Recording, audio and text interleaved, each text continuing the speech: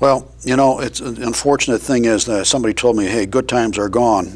We've got to pull in the belt buckle a little bit here. A lot of bit. Yeah. Let's talk a little bit about the mitigation plan. I understand that on the House side they voted yes, on the Senate side they voted no.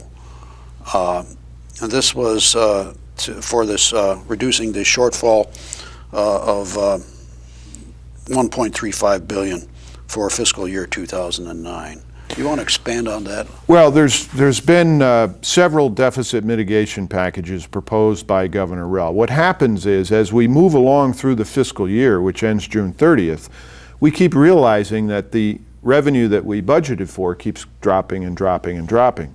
And so we ran out of money quite a long time ago. And what we have to keep doing is go back and tweak the existing budget to make up for the loss in revenue. It's not unlike what people are doing all across America. They realize that their income has gone down, either through a layoff or a cut in pay, and they have to cut back whatever they're doing. The deficit mitigation package that I voted against, in my estimation, really had some very irresponsible proposals. One of them was that they were taking back money that was already promised to communities. And so here's an example. There was $1,300,000 that the city of Danbury was promised for repairing bridges. And they already had the commitments from the Department of Transportation to do this work. Some of the work was already done. But they had put this in the package to take away. So when we woke up the next morning, they got a phone call in Danbury that said, Sorry, you're not paying the bill. Sorry, you're not getting paid. Now, we're still trying to fix that. I think the governor has come up with a creative way to try to make up for that problem. But there was also another proposal in there to what they call sweep accounts for $220 million. Now, I'll just give you a case in point.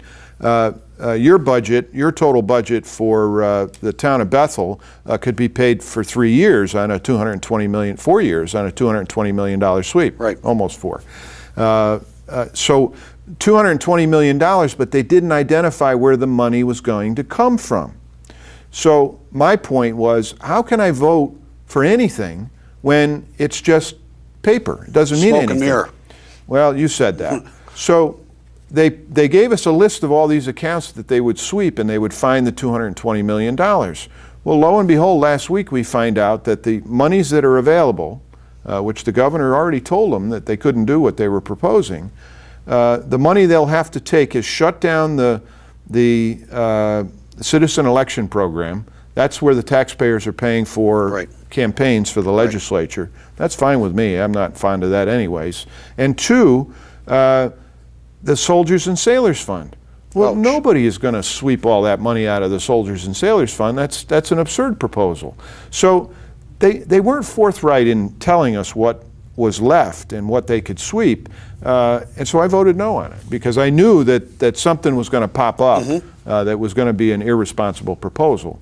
The problem is we still have today, and this is rolling very quickly up to April 1st, we still have $1 billion deficit in the current fiscal year, and we only have till June 30th to fix the problem because the time run out. So what's happening now is I think they're running out the clock.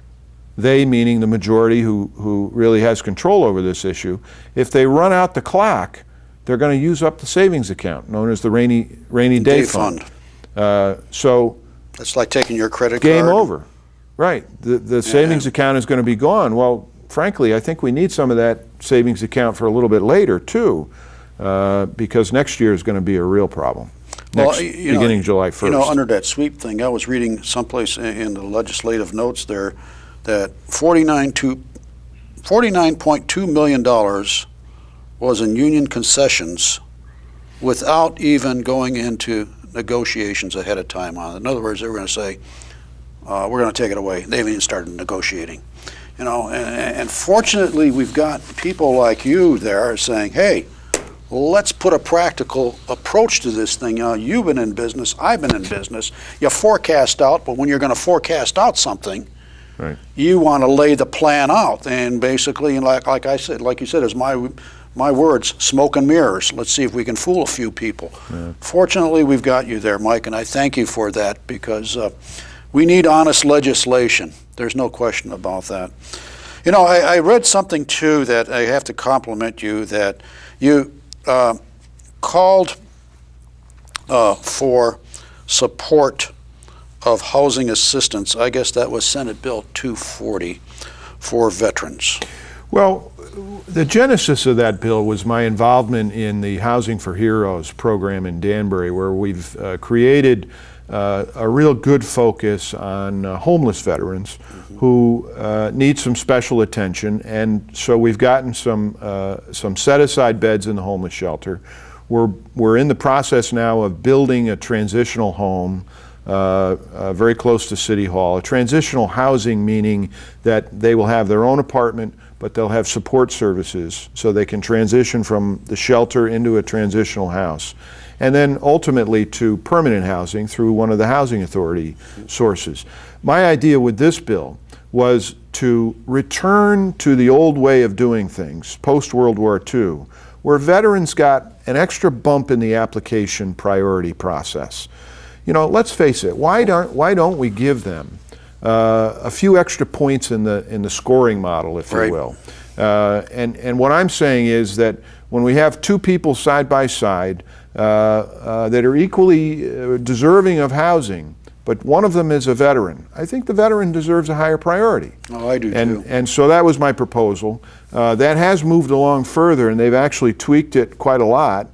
The majority party likes the idea that we're doing here in Danbury, so they've actually expanded that bill to be helping homeless veterans too. Great. So we're hopeful that we can find some grants that are currently available from the federal government to do it on a wider scale in Connecticut.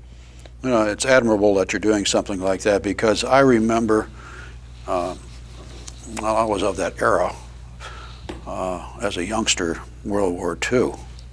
You know, the government did step in for some of the, after, I want to say probably about 15, 20 years later, and took care of some of the World War II veterans. But then again, I think about the Vietnam area.